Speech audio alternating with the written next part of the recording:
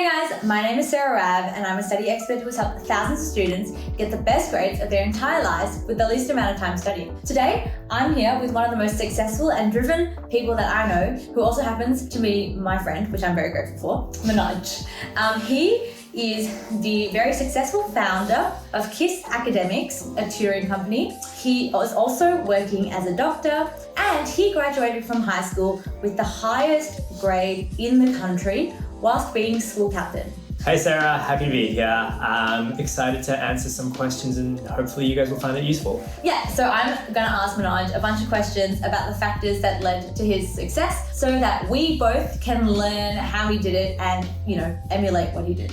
Okay, so first question, what is the best study hack that carried you through high school and medical school? In high school, I think the most useful study hack is something that I call mini musts. Mini musts were things that I was like, I have to get done each day and otherwise I won't be able to sleep at night. And usually they were like really small, easy tasks. So for example, in biology, I would set myself like a mini must of doing 5 multiple choice questions a day. So that's why they were mini, there were only small kind of requirements, but then there were musts. As I said, I was like, I have to get this done every day. And the reason for this is they kind of accumulate over time. So 5 multiple choice questions might not even seem like a study session if you're like a real grinder like Sarah, but the 5 questions every single day over a period of, 20 or 200 days if you're studying for something that's the course of a year, adds up to a lot of questions. 200 days, 5 questions a day, that's 1,000 questions of biology over time. And you start to accumulate that knowledge and get really good at it and develop those skills over a longer period of time rather than cramming it into one study session. So it was easy to do, it wasn't too difficult to do after school or after uni,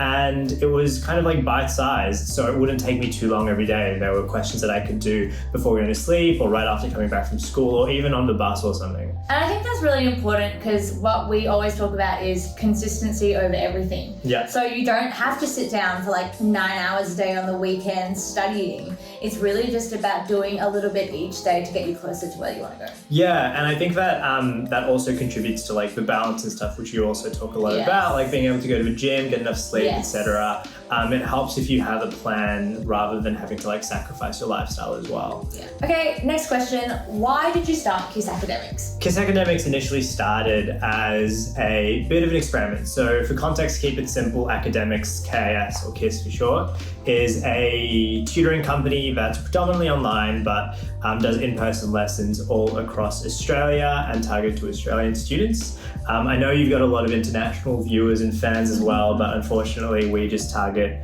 people in Australia studying Australian curriculums. That being said, we have courses like study skill courses and like productivity courses that are available in international and applicable internationally as well. Yeah, like a lot of your courses which are really focused on like study skills and building up like lifestyle and productivity tips.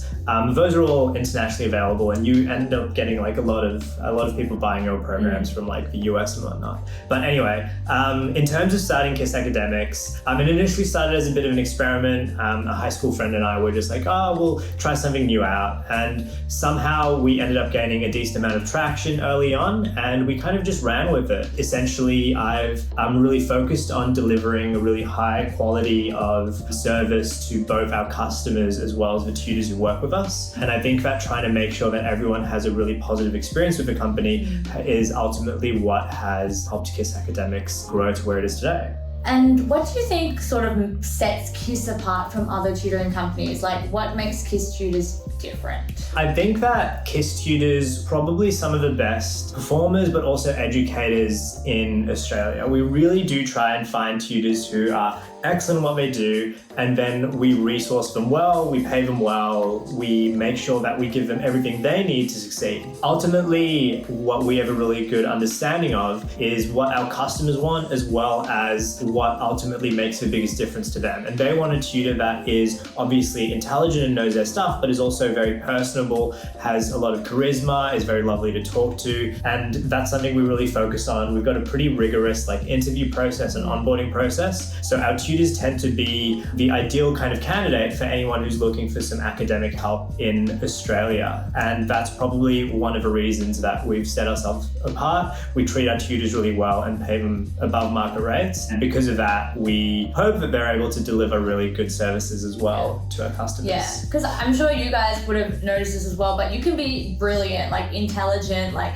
Einstein IQ, but you might not be a good teacher. Yeah, exactly. It's two different skills entirely. They're two very different skills, and ultimately we need to make sure we kind of like look for both into one person. And I think we do that well. I think we hire really good people. And I think the other good thing about KISS as well is that your tutors are past students, so and like pretty recent past students as well, so they know exam technique, they know what's going to come up on the exam, and they know the curriculum really well. Yeah, at the end of each year when like everyone's results come out, we go and like message all of like the top scorers and whatnot, and we try and get them to on board because obviously they all scored really well, and then if they pass our interviews and stuff, they're usually also quite good on the one-to-one like personality, teaching, and those kind of skills as well. But yeah, 100%, I do agree.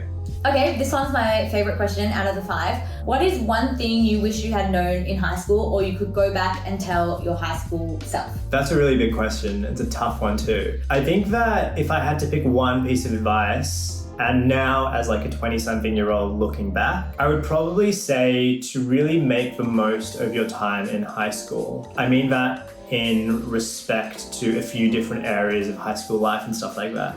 So obviously you and I are very big on the study and the work, but I think another thing that sets us apart is also the fact that it's not just about hard work, but also about studying smart, being productive, getting a lot or as much as you can done in a short period of time. And the reason for that is so that we can spend the rest of the time living our lives. And I think that looking back in high school, I would definitely recommend people to spend as much time as they can with their friends, really enjoy those friendships and relationships, because it's very surprising how quickly you can kind of lose touch with people, which is kind of sad. But like you go to uni and some people move into state for uni, some people go internationally for uni, and it's really easy to lose touch with people unless you're, you know, constantly reaching out, constantly staying in touch with your friends. That can definitely be difficult. I think I'm very grateful that I had a great group of friends in high school and I'm in touch with them, but there's also a lot of people who I lost touch with and am now like reaching out to, being like, hey, let's catch up, see how you've been doing for the last few years, because it's been a long time since I've been able to see these people. So in retrospect, I would definitely say study hard, but also be very results focused. Get your results and get your study done in the shortest amount of time possible, just so that you can also enjoy the other aspects of your life. That's probably one of the things that I would say. I think a lot of the study tips that we share,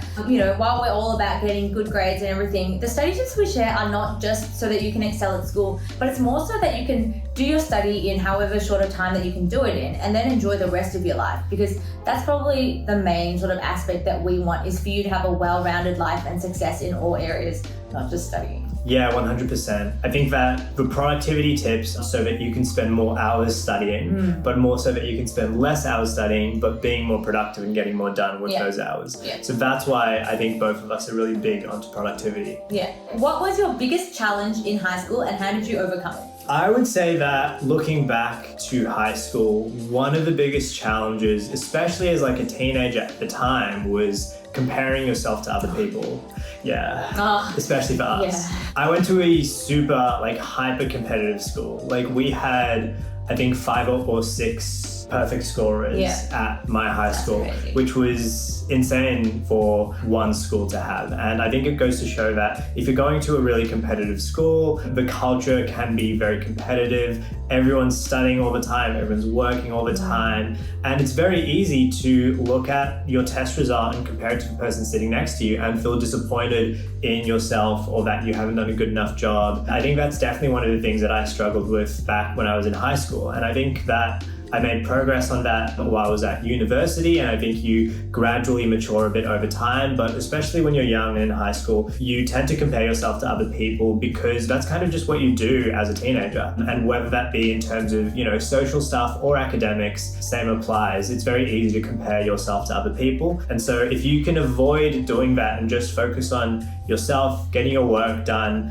and almost in line with like the objective of mini musts, getting yourself 1% better every every single day, then you'll really start to see results and not have to deal with like the negative consequences of like thinking about what other people are doing, comparing yourself to other people and that kind of stuff. Yeah, because at the end of the day, it's not just that one person is going to be successful, right? You can all be successful. You can all get really good marks. You can all get into medicine or whatever. And so it's not a matter of being the best. It's just a matter of doing your best so that you can get to where you want to go. 100%. And I think that's, really important for everyone who's still younger and in high school to hear. I think that now as we get older, we start to like compare ourselves less, start to focus on ourselves a bit more. You realize just how big the world is. Like, you know, I feel like it's like big fish, small pond. Thing. Like when you're in high school, that's all that matters. But then suddenly you're thrown into medical school or you're thrown into your work and you're like, wow, there's a lot of brilliant people out there. And like your world just expands as you get older, because you start off just like in that little high school and then next thing you know, you're out in the big world and it's a very different situation. Yeah.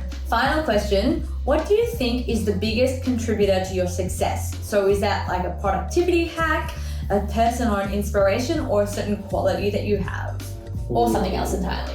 That is a really good question. I would say that it's probably changed a little bit over time. Right now, I would say one of the big skills that I think is making a big difference to my life is really subtraction. Yeah, I'll cut it out. Just you can bleep out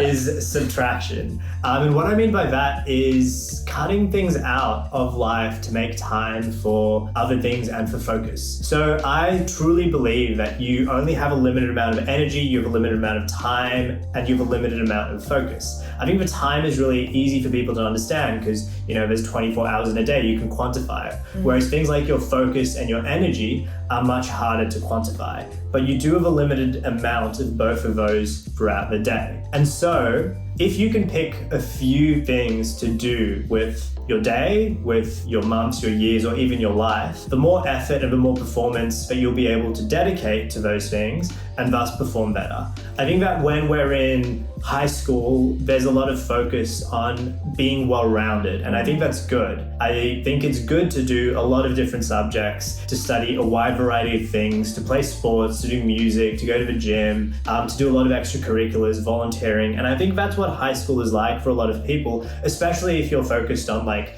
college or uni admissions. You've got to do a lot of those things. But as you start to get older, I think cutting out a lot is the key to performing really well. The truth is you can't really be a top performer in 6 or 8 different areas. Most people will be a high performer in 0 areas, to be honest.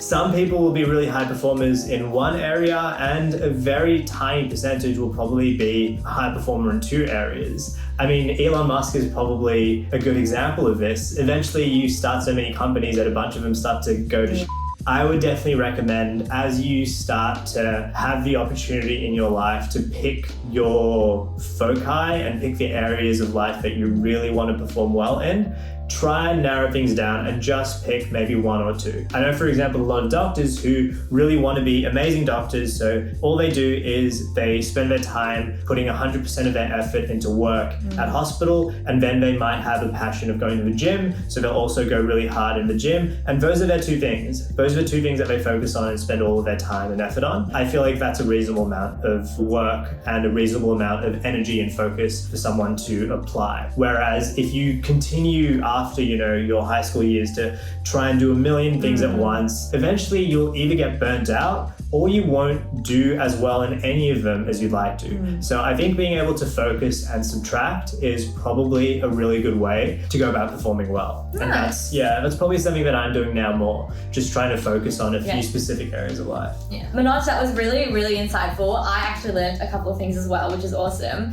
Thanks for that. Do you have any last words that you'd like to say to anybody who's watching? I would say continue to work hard and chase your dreams. But apart from that, I don't have anything. Inspiring. Absolutely inspiring. I don't have anything too insightful. I think I've used up all of my filming energy for the day. But go and follow Sarah on TikTok and Instagram. Subscribe on YouTube, and I'd recommend checking out her productivity and study skills course. I definitely found the content really useful when I was still in med school not that long ago. I would definitely recommend taking a look because once again, as we've said a few times, if you can minimize the amount of time you spend studying, you can maximize the amount of time you spend living. Excellent. That's beautiful. You should put that on Thanks. a That should be billboard. your that should be your quote from now on. I will put all the links for that in the description below. Thanks so much for watching, guys, and yeah.